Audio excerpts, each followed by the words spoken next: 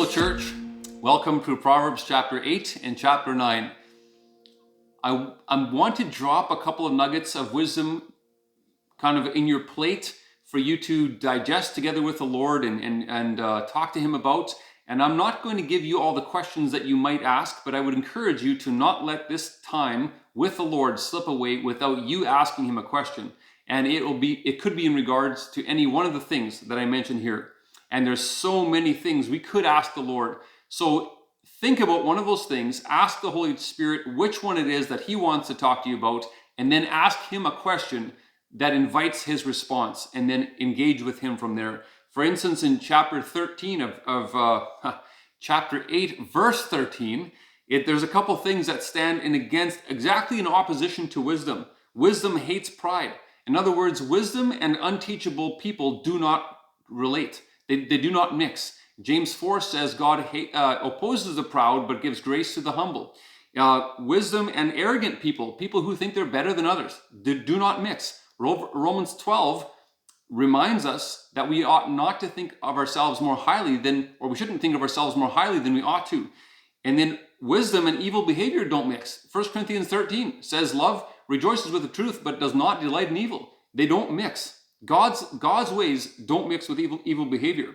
And then wisdom and perverse speech don't mix. And so we might think about Ephesians chapter 4 that calls us to not let any unwholesome talk come out of our mouth, or Ephesians 5 that says obscene talking and coarse joking and stuff like that has no part in the life of a person who is holy and following a holy God. And so you might ask the Lord a question about one of those things that He wants to talk to you about. Or you could jump to verse 15. Here it talks about people who make laws that if they don't have wisdom, or wisdom is the only way that they're going to make laws and rules that are just. And so this is something that we need to pray for anybody in our life that we know has an opportunity to make some kind of rules. If they're going to make good rules, they need wisdom.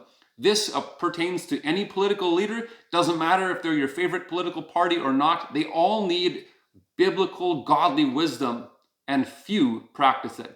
But this doesn't just pertain to political leaders. This pertains to anybody who makes rules. Could be somebody in the community, somebody in your school, could be somebody in the church, could be somebody in your family. It probably is you to some degree. Why don't you pray?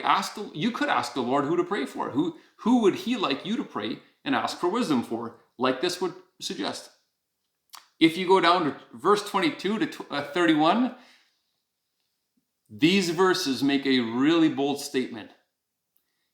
In verse 23 and 22 and 23, it talks about how wisdom is from eternity. Wisdom existed before the world began. And so we have to remember that ultimately wisdom is found in God and God alone. He alone has all wisdom.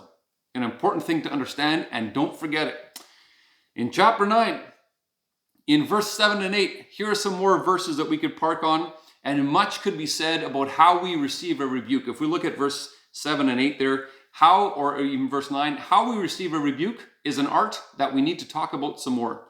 But for the sake of today, I want to point out that in verse 7, it says, whoever corrects a mocker invites insult. In verse 8, it even goes a little farther and says, do not rebuke a mocker, or he's going to hate you. And so this idea, let's just put this in the context of sharing our faith. In Matthew chapter 5, Jesus said, for instance, that if people insult you or persecute you or falsely say all kinds of evil against you because of Jesus, you should actually rejoice and be glad, because you're actually quite blessed if that happens for the sake of Jesus. And so we know that when we're sharing our faith, if somebody insults us, we should actually take that as a blessing. But Jesus is not expecting that we're going to stay there and just keep getting abused and abused and abused all the time.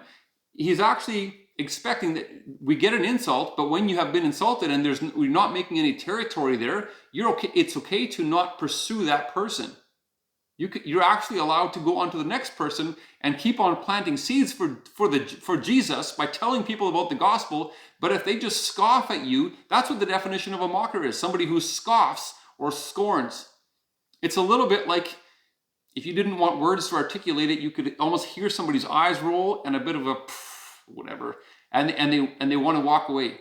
That person's a mocker, and I sometimes describe those people as red lights, and you're not under obligation to stay and linger with that red light. In fact, Jesus told his disciples in Matthew chapter 10, he told his disciples that if you go to a town and you talk, there's no place of peace there. In other words, there's no house that would welcome the gospel message. You just shake the dust off your feet and keep on going. You might get insulted, consider it a blessing, but then you keep on going. In Acts chapter 17, Paul's talking to a group of people, and it says in those verses that some responded with sneering, some responded and said, well, we'd like to kind of hear some more on the topic, and some actually became believers. It's a little bit like there was a red light, yellow light, and a green light. The red lights sneer and scoff. They're mockers. You don't have to waste a lot of effort on them. Once they've mocked you, keep on going. But the yellow lights who just want to inquire some more, spend time with them, answer their questions, engage with them, and maybe you'll even get some green lights and celebrate those people and train them up to be disciple makers. Why don't you spend some time on one of those thoughts with the Lord and enjoy your day with Jesus?